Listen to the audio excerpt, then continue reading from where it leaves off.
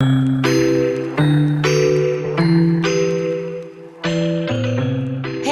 everyone. So Jamie and I are coming on again because we've been supporting each other for over 3 years. And for the last year and a half, it's been a weekly support. Every Wednesday we get on a call together and we walk together and we support each other in all of the change and the fear and the doubt and the desire to sometimes throw in the towel.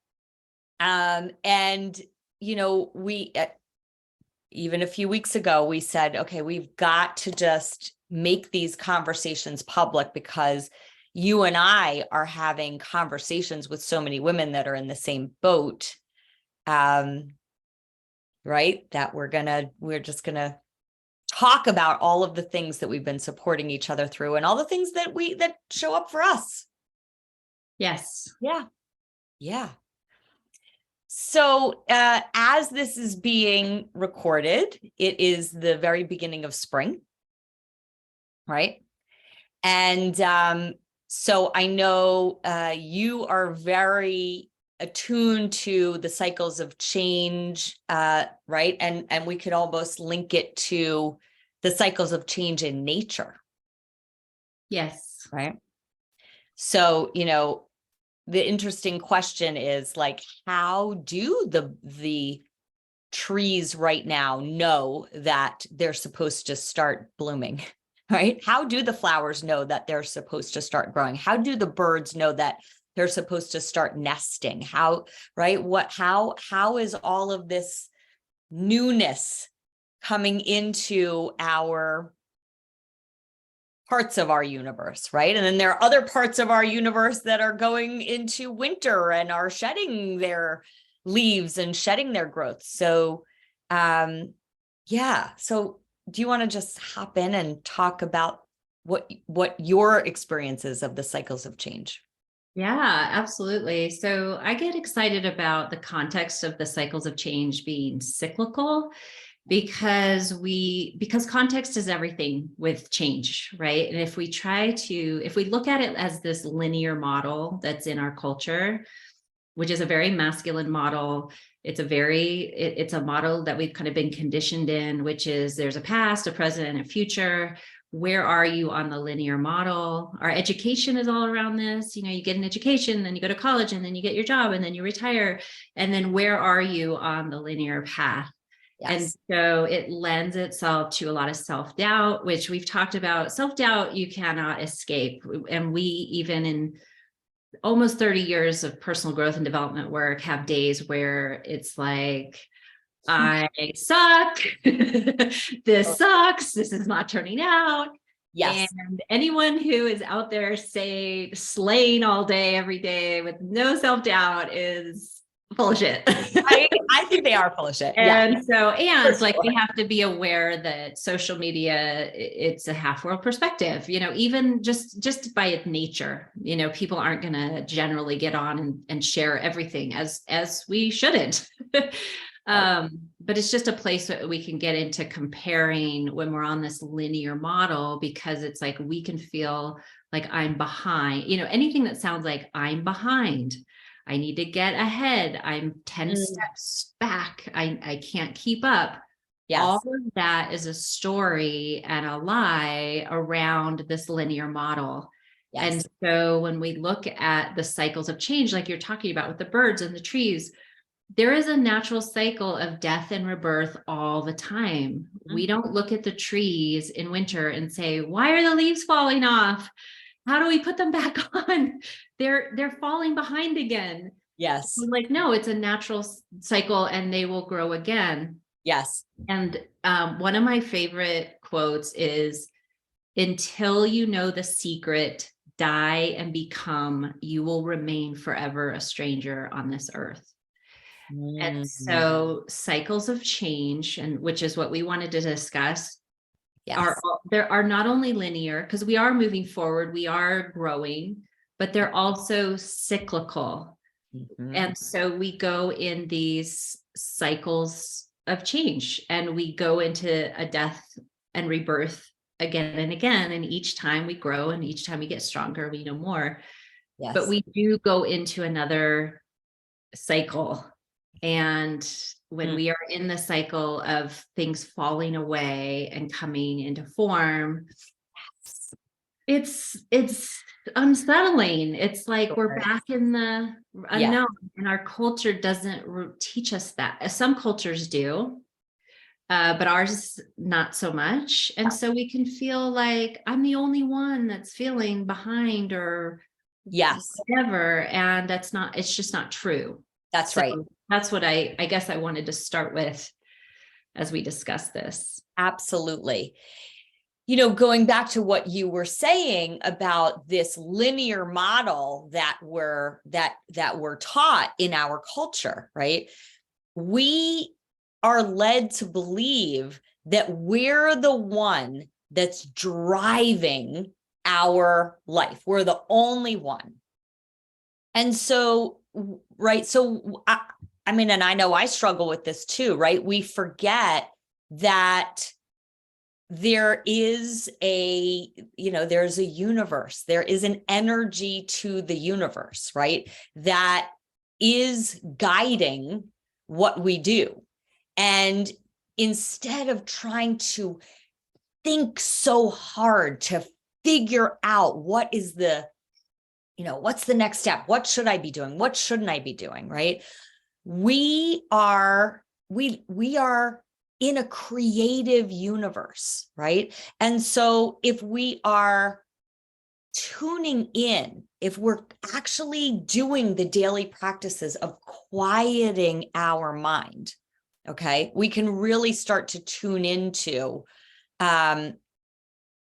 accessing who we really are and accessing this universal energy, right? So that has been a huge awakening for me. That has been a huge shift for me, is really understanding that everything that exists on this planet is driven by energy, right? And that if I can just tune into what energetically feels like the next step and let go of my own agenda, my own image, my own timetable, and just let my life unfold in the nature that it's meant to unfold, everything works. I mean, everything. And even when it looks like it doesn't work. So looking back to the times where things happened that felt really bad, really heartbreaking, really upsetting, that now that I have some distance from it, I can so clearly see, oh, of course that happened. Because I needed to learn this, and I needed to let go of this, and this needed to leave, and that whole experience needed to make room for what's next. Yes. Yeah. So it's easier to see as we look back. And then when we're in it, it's hard, especially if we have a preference that it be some other way. We suffer, right? Like, I want it to be different. I want it to, it's like we just want to protect ourselves from not feeling lost or not struggling. And it's part of the process. And this is where I find a lot of freedom in the looking at the process of change as cyclical, because if we can name it, Dr. Siegel has this great expression, which is name it to tame it. Yes. So if we can name where we're at, we get freedom from it. So one of the metaphors I love, because one of the things is like, when our problems or our challenges get big enough, and when we're when we're creating a big life, co-creating with the universe, a big life, our challenges increase, the growth increases. And so it's a good sign, if we're feeling challenged because we're out of our predictable routine. Right. But it also means that we're being challenged in new ways. Yeah. And so when our challenges and problems become big enough, it's really hard to find ourselves on that linear path. Yeah. It just becomes a lot messier. And Yeah. so one of the metaphors I love is the metaphor of the butterfly, because the butterfly goes from being a caterpillar to going into goo. And I used to think that the caterpillar went into the cocoon and then it just grew these little wings, right? Oh, right. But it completely liquefies. So it's Yes. actually the only living being that, I don't know if it's a being, but it's the only thing living that is in a completely liquefied state. Yes. So if we look at it as the stages of development, like Martha Beck has a great model, this 4-square model, where square one is you're in the goo. And so for me, when I go into a death rebirth cycle, so this can happen when we get a divorce, when we change jobs, when we move, when something, a child, maybe something happens, like a change with our children, or like something, there's a catalyst for us to go into a new cycle. Yes. It can also be like 2020, like we all as a humanity went into the goo. And Sure. so we can name it. It's like, I'm in the goo right now. Yep. I don't know. I mean, that's one of the most empowering statements I've found when we're in the goo. It's like, I don't know. I don't know. Yes. And that's okay, because we have a whole culture of, I need to know what I'm doing, and I need to be good at it. And I need to prove that I've got it like handled. Yes. And to be able to say, I don't know. Right. And then really amp up the self-care and take care of ourselves and, find stillness. Yes. Add self-care, like do less, on those days where you just feel like, I don't frickin' know. Right. Do less. Yes. And just do a couple things maybe to move the needle a little forward that are aligned, Yep. but like really amp up the self-care versus going into overproduction.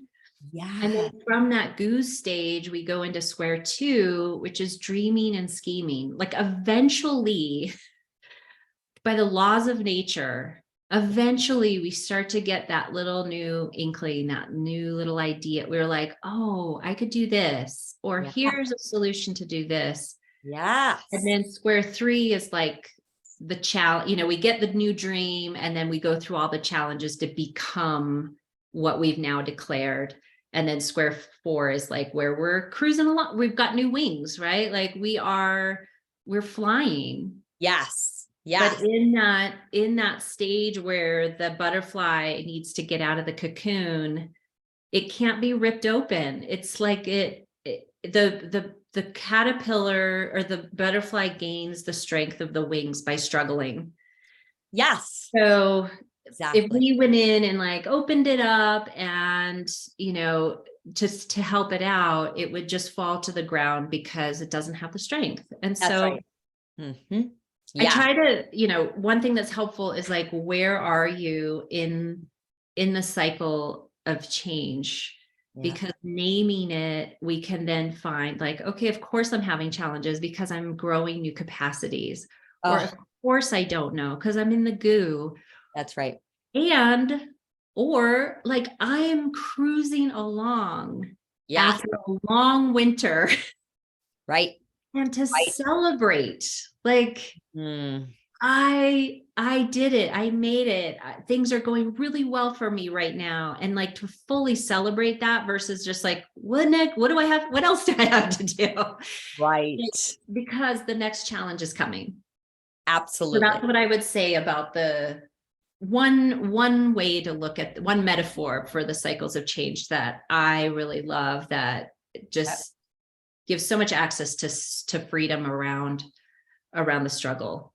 Totally. Yeah. And see, I love our conversations because we even use the same metaphors, right?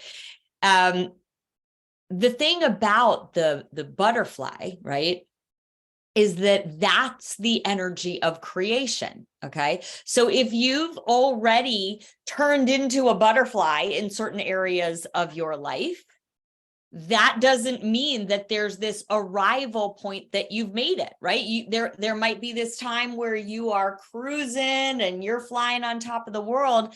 And then there is the next level of creation that always inevitably comes. And so you're at the butterfly stage, and then all of a sudden you find yourself back to being in the goo again. And you actually shared a great quote with me. There will come a time when you believe everything is finished, and that will be the beginning. And so when you and I look at what we have created in the 30 years of personal growth and transformation that we've been in, and the journey that we've both been on individually in our businesses, in our marriages, in our parenting, in our sense of self, in who we are as a woman, in what we believe is possible. I mean, I think I've been in the goo 5 times. Oh yeah. Right? Yeah. Yeah. Yeah. And we can be in the goo in one area and be in the butterfly in another. Like it, fortunately the universe works in balance. So typically we don't get more than more challenged than the support that's available. And so one area like our career, we could be like really in the butterfly stage, and then in parenting or in our marriage, we're in the goo, or vice versa. So it's also important when we feel so in the goo and so lost and stuck, and watching those stories of I'm behind. We're not behind. We're just in another state of growth, but to also be naming what's really working. What are the areas that I've really grown? And I think that's why gratitude lists work so well, because we can actually see what's working versus feeling like everything's wrong. Terrible. Yeah. I wanted to share something. So one of the teachers that I love is Ram Dass. Mm-hmm. And he has something I've really gained from him is when we have a life view where we're in life of being successful, or, it just puts us in a certain mindset versus if our intention is to be free. And when our intention is to be free, everything, as he says, is grist for the mill. Mm-hmm. So then it's like literally every single day, every opportunity is an opportunity to get freedom. So just as an example, before we were getting on this call, I was trying to print out a couple notes, and my printer wasn't working. And then it kept printing out my tax returns, which I'm like already done with. Right. And then I was like running out of paper, and I was so irritated. I was like, I need those notes. And then I just had an opportunity to say, no, I don't. Like I'm getting on the call and we're going to have a conversation, and I'm letting that go. And I can pull them up, I'm like kind of glancing to see if there's anything that will, remind me of something I wanted to share. But it's like just that small incident was an opportunity for me with a commitment to be free. Yes. To just let go of something that just was not, that could take over and be like, I'm canceling this. I can't do it. I can't deal with this. Yes. To be like, absolutely. Just let it go. Like it's not happening, and it's fine. Yes. Yeah, for sure. And so one of his quotes that I pulled up was, there is not an experience that goes down in your life that doesn't have the potential to help liberate you. And that perspective is life-changing, because then every single moment of every single day becomes an opportunity for liberation. Where am I attached to this? Where am I making up a story that I'm behind when really I'm growing?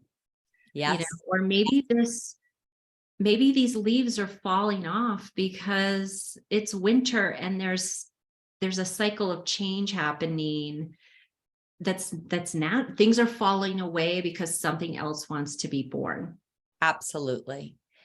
And there's this comparison culture that we live in, right? And we, as women, we're not just comparing ourselves to other women. We're comparing our marriages to other marriages. We're comparing our children to other children. We're comparing our businesses to other businesses. So I love what you're saying about freedom, because it's really about letting things be exactly as they are. Now, I'm speaking with a lot of women whose children are struggling right now, and my children are getting out of the struggling, not right, and they're probably at some point going to go back Yeah, to the for struggle, now. right? But for now, okay. Yeah. For now, I feel like I'm like a little bit like breathing, like fresh air for the first time, right? Because of all those years of wanting their lives to be easier or to have their challenges be diminished. And that in and of itself taught me such a lesson of surrendering and allowing things to be exactly as they are, because now that they are through the struggle that they were, right, one of them in particular, right, through the struggle that he was in a few years ago, it's so clear now that the struggle that he was in is very much what created who he is now and what he's creating for himself now. And I can see this, I can see this in every period of struggle that I've gone through. And yet our automatic mind is always wanting to find the solution to get us out of the struggle, right? As you said, wants to open up the cocoon to let the butterfly, right, end the struggle. Yeah. Yeah. And I think we would both, from our conversations, I think we would both say that as we look back on the struggles that we've had, that our marriages had, that our children have had, the one thing that we wish we hadn't done is the stress and the worry and the pressure around it. Because it's like, okay, now we're on the other side of the struggle, and learning to just to be with the struggle. Yes. And be like, I know for my kids, asking different questions of like, okay, what is this struggle like for you? Yeah. What is there anything any support you need from me, versus wanting to fix it and change it and suffering about it as if they should not struggle, or if they are struggling, there's something wrong. Yes. Versus like just 2 days ago, I was having such a morning of it just seemed like so, and I really got into it too. Like I really you were on the struggle bus, baby. I was on the struggle bus. It was like, oh, like, let me really like marinate in the struggle. Yeah. Yeah. And I cry, like, I don't cry a lot, but I had like a good cry. And then, it was like starting to take some actions. And then like the next day was amazing, like new things coming in that were like, I didn't even see coming. And so and like one thing I wanted to share, just like a little bit of a sidetrack, but related is this because I think also we can start to see everything as a metaphor when we're in this world of freedom, and what can we learn from it? I mean, I literally see everything as a metaphor, right? I swear. And you and I every day.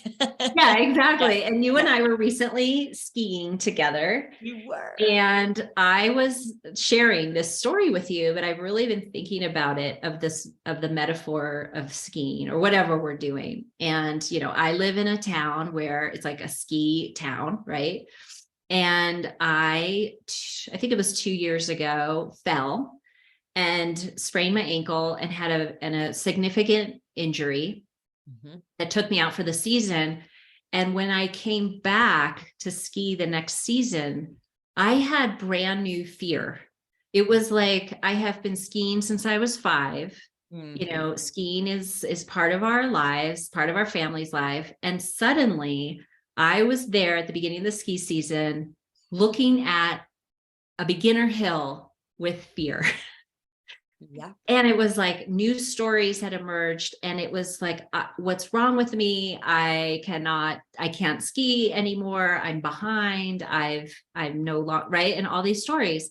Yes. And I went out to ski with my kids, and I was telling them, this is why. And my son literally said to me, he's like, Mom, you really need to stop telling this story. Love that. And he's like, just come with us to the black runs. And I said, I can't yet. Like, I need to start again. Yes. And I started on the beginner. I actually fell on a beginner run. I mean, after skiing my whole life, because in my mind, I had so much fear around falling again. Yes. Yep. And but I literally went almost every day, even if it was for an hour, and I skied that beginner run and skied that beginner run, skied that beginner run. And the black runs looked impossible for me at that point.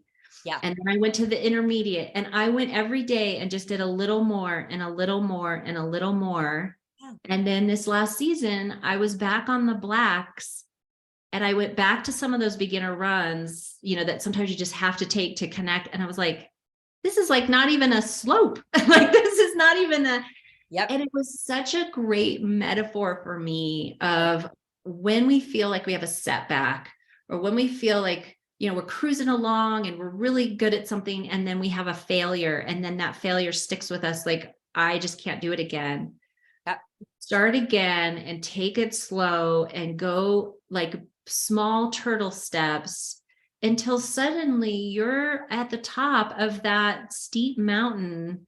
Yes. And then you're looking back at what seemed insurmountable, and you're like, oh, that is like nothing now. Beautiful. And so it's been a really powerful metaphor for me for all these changes when it just feels like it's too much, or, I've really screwed up now. Yes. To just take those small steps. And then before we know it, we're doing things that we couldn't have even imagined that we're doing. Yeah. Because really, that's all there ever is right. One small step after the next, after the next. And this is whether you've had a setback or, listen, there are a lot of women, maybe even some men too. But a lot of people are kind of slowly rethinking, right? Like, I've been doing this life, I've been doing this career, I've been on this path, and it's really no longer a fit. And they know it intuitively. And then there's all this fear and doubt. How am I going to let go of a 17-year career, a 22-year career? How am I going to leave this company? I've worked my whole life to become a CEO. And now I just had this conversation yesterday, worked my whole life to become a CEO. And now I'm finally a CEO and I can't stand it. And I'm thinking about leaving, right? That is terrifying. Just like when you're on that bunny slope, you're like, I don't think that I will ever get on a black diamond again, right? And that's the thing that I think has been so useful in the support that we give to each other, that we work that muscle of letting go of the how and just taking the small step and trusting that this small step will lead to this, will lead to this, will lead to this, and eventually we'll see something that we hadn't seen before. But too many people, right, they don't stay in that inner trust and following the next small step. They feel like they have to have all the steps figured out, and they have to know exactly, how am I getting from the bunny slope to the black diamond? How is that going to happen? Right. Right.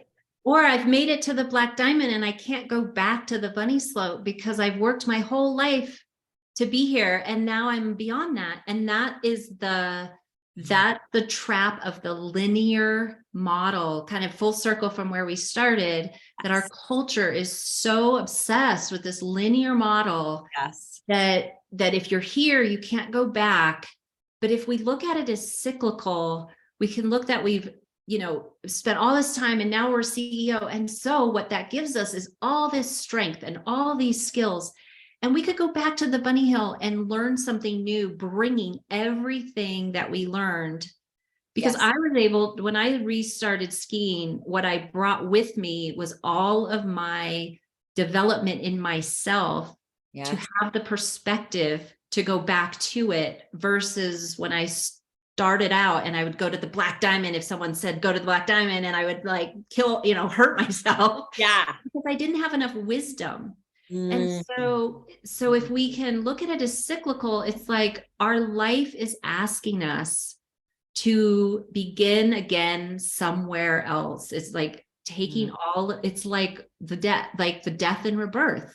Yeah. And within a bigger picture, our world, our humanity is going through a huge shift in consciousness, and the old way of doing things and the old way of being in the world is changing. Yes. And so, yes, we've worked so hard to get here, but that gives us the wisdom and the tools to create something brand new that we can actually be fulfilled in a new way.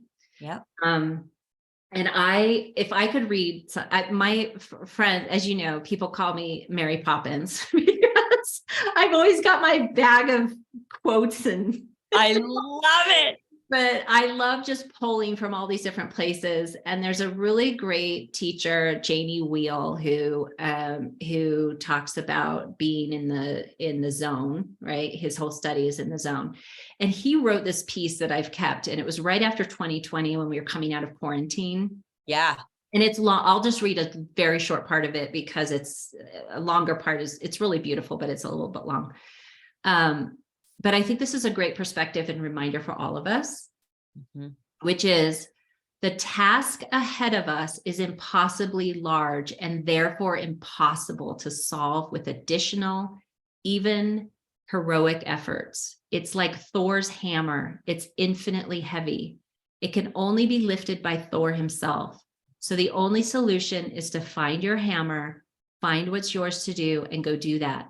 Everything else is wasted effort. Yes. So how do we seek refuge in what's ours and only ours to do? Let everything die and listen. Listen for that quiet, insistent voice reminding you of the long forgotten calling. It could be to plant a garden and host monarch butterflies. It could be to paint murals or teach small children or fight fires or build cathedrals. So he talks about practicing psychoarchaeology. But the basic premise there is to let things, when we get in the story, like you had the conversation yesterday and I was having one this morning, and even for myself, we've built all this and where do we go? And we need to make this amount of money and da, da, da. Yeah.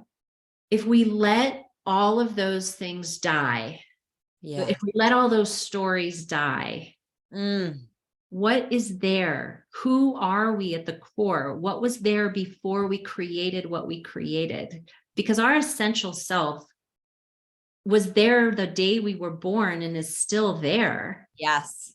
And I was talking to our mutual friend, Jake, at Emaloa. We were having a conversation and he was sharing with me that one of his mentors said to him, I always say no to everything at the very beginning so that my ego can get out of it and then I can see what arises from the no. And I was like, whoa. Yeah.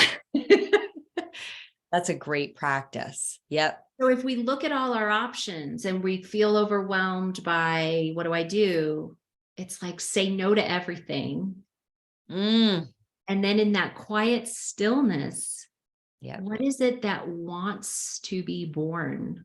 what is it that is calling to you, as like you have always been there? Yes. And it's often at least the next small step is right there. Maybe not the whole picture, but there's that little inkling, that little like out of the goo, that little call so-and-so. Yep. Or, like I love the expression clarity comes through engagement. Start to engage with it. We've been ourselves looking at a couple options of what's next for us. Yep. And it's like, I don't know. It could be this. Okay. We're just engaging with it. Yes. And as we engage, it's becoming more clear. Okay, this, not that. Okay, this. And then things start to open up and the universe works with us and starts to move us along on the path that is for us, and starts to give us like the roadblocks in the nose for the things that aren't. So absolutely. I'm wondering, and I know, oh, sorry, I didn't mean to Well, interrupt. the one thing that I want to say about the engagement that I think is so important is that it's engagement, at least, right? This is how I see it. It's engagement coupled with surrendering our attachment to how it's supposed to go and how it's supposed to look and how it's supposed to be and what the outcome or arrival point is supposed to be. Because engagement, while we are thinking, figuring out, right? Forcing, hustling, that leads to it. You want to talk about cyclical, right? So you can get into the cyclical mind that is overthinking, that leads to the overstimulated nervous system, that leads to more overstimulated thinking. And before you know it, you're just in a cyclical spiral of fear and worry and doubt. And that is something that's so conditioned in our mind, our body, our spirit, because it's conditioned in our culture. And really, we took it with us before we ever even came into this lifetime. And so we've got to almost include that in the other process of what we're talking about here. We've got to recognize, okay, wait a minute. That is my conditioning. And I've got to be able to decipher when I'm in my old conditioning, right? Eckhart Tolle talks about worry is an emotion that pretends to be necessary, right? That it's something that we get caught in because it almost makes us feel like we're doing something about it if we overthink and over worry and over stress. And so when we practice freedom and surrender and allowing and getting quiet and getting still and going inside and listening for that, that little inner whisper, it doesn't feel right. It actually feels wrong. It feels foreign because we were taught to do it the other way. And we've been given the messages over and over and over again that we're supposed to do it that way, to figure it out and hustle and force. Right. So we, even you and I, on a daily basis, we are actively and consciously creating flow, and yet noticing that we get pulled back into the automatic conditioning, the automatic story, the automatic fear, the automatic doubt, right? Right. So it's just both and, because I also think to have this expectation that we're going to arrive at this place of freedom and flow and no ego and no attachment what if that's not possible? What if the journey of being a human being is the remember, forget, remember, forget, remember, forget? Yes. Yeah. And we get in the flow and then we overthink it, or something happens that we're expecting it to go differently. Yeah. And I think that for me, like the engagement, clarity comes through engagement, not thought, is really critical. Because so, for example, one of the recent things for us is we were considering moving to this other place, as you know. And so we would sit home and like think about it, right? And like stress about it. And should we, shouldn't we, shouldn't we, shouldn't. Here are the pros, here are the cons. And like, I mean, if anyone could overthink something, I'm like queen of overthinking, right? Yes. And then I'm like, what would we do about that? And then it was like, okay, let's just engage with moving there. Yeah. Physically went there with the lens of what if we moved here? And we went there and we literally within the second day, we're like, nope. This is And not it it. didn't matter what the pros and cons were or the anything, body compass, it was like there, like engaging with it was like, it's a no. We can feel it's a no. Right. And then the key there was to then let go of it and trust that there was something else that was going to reveal itself, because I then could go into, well, if it's not here, then where? And why didn't this work out? And what if it, an imagined danger of all the possible things could go wrong. Yes. Instead of just, okay, we engaged in it. The engagement actually opened up a new conversation. Yes. So this is right on track. And now there's something else for us, and it's sacred pace. We just need to trust and keep engaging in the process. And so it is like we have learned, there's no escaping days where you feel just at a loss. And the days when you feel on a high. And I've noticed that each space I'm in, I can feel like I'm always going to be in that space. Days where I feel a loss of like, oh, okay, this is it. I'm now lost. I'm now doomed. It's over. And then days where I'm on a high, it's like, okay, good. I've made it, and I'm now on cruise control. And neither one are true, and neither one are sustainable. And so when I'm most free is when I'm allowing myself to just be wherever I am without the story. And I think that's the best we can do, is just be with, I feel discouraged right now. And that's okay. Or I just had a big victory and I'm going to celebrate, and that's okay. That's right. And getting too high with the highs and too low with the lows. Kind of stay in that place of, and I've noticed going through even really, really significant challenges, and I won't go through it, but I've been through, as you know, and you have like very hard things in life. And I've noticed that when I engage with those things without a story, and not that I don't get caught up in the story, but when I don't engage in it of like why this is so bad and all the imagined danger, I actually have a lot of freedom with whatever the circumstances are.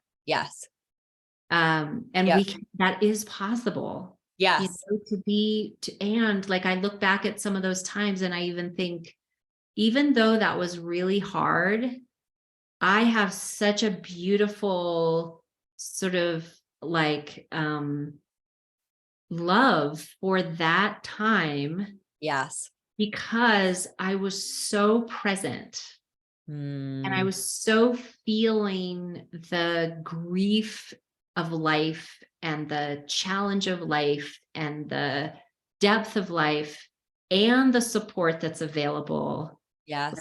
So much love and support, so much presence, so much deep grief, like the full human experience, Yes. that I can think back on some of the like bring you to your knees life experiences. And yep. With some like cherishing, not that I don't want to go back today. Like, No. I'm happy to be on the other side of it. Yep. But it also was something really beautiful if we can embrace it as life. Like as the, you know, the tree dies and that's part of the process, right? It sure is.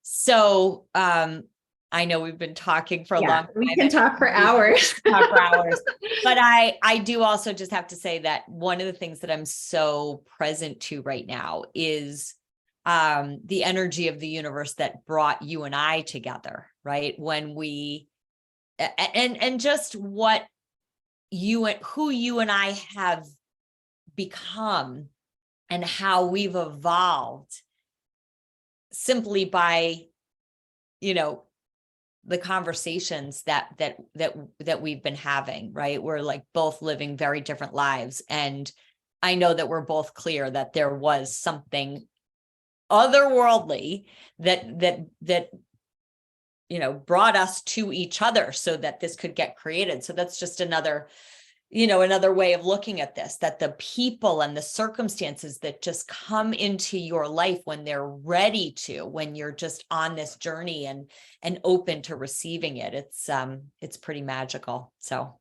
yeah, and I would say, and I know we want to wrap up our call, but I would say about that for others to trust when you have an inkling.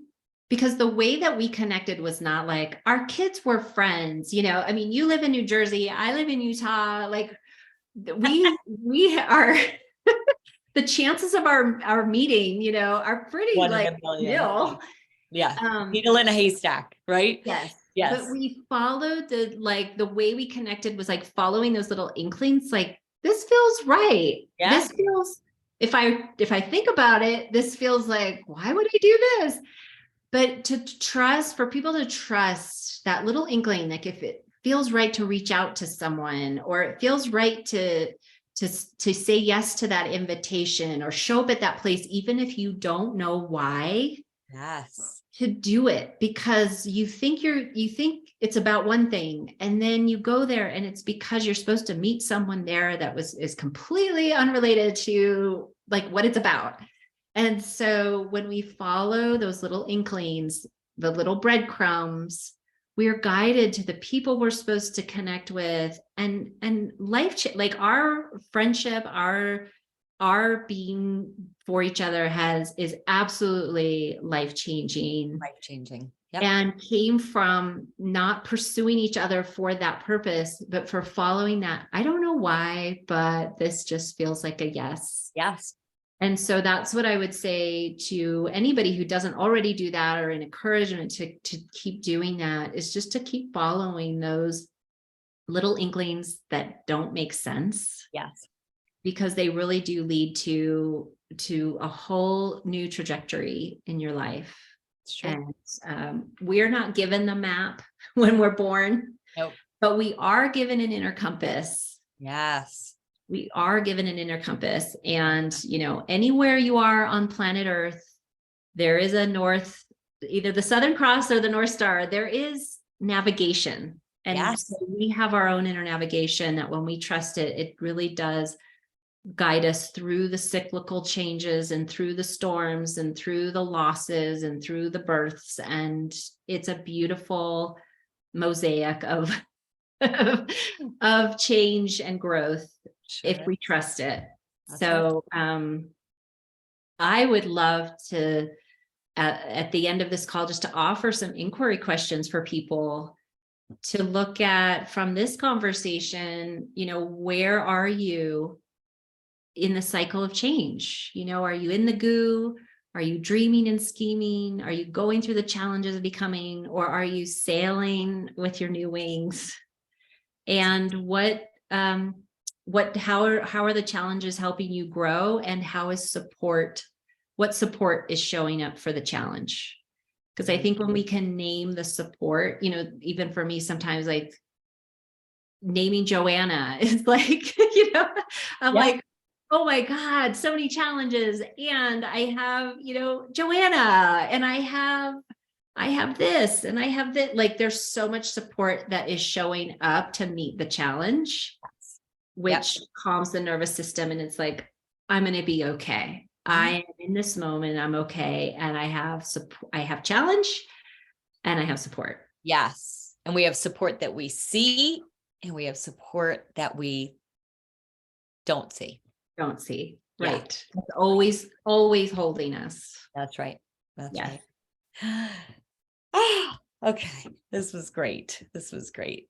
All right. Thanks for listening, everybody. And Jaime and I will be back with more. Yeah. We'll see what's next. All right. So fun to be with you. Yeah, it was great. Bye. Bye.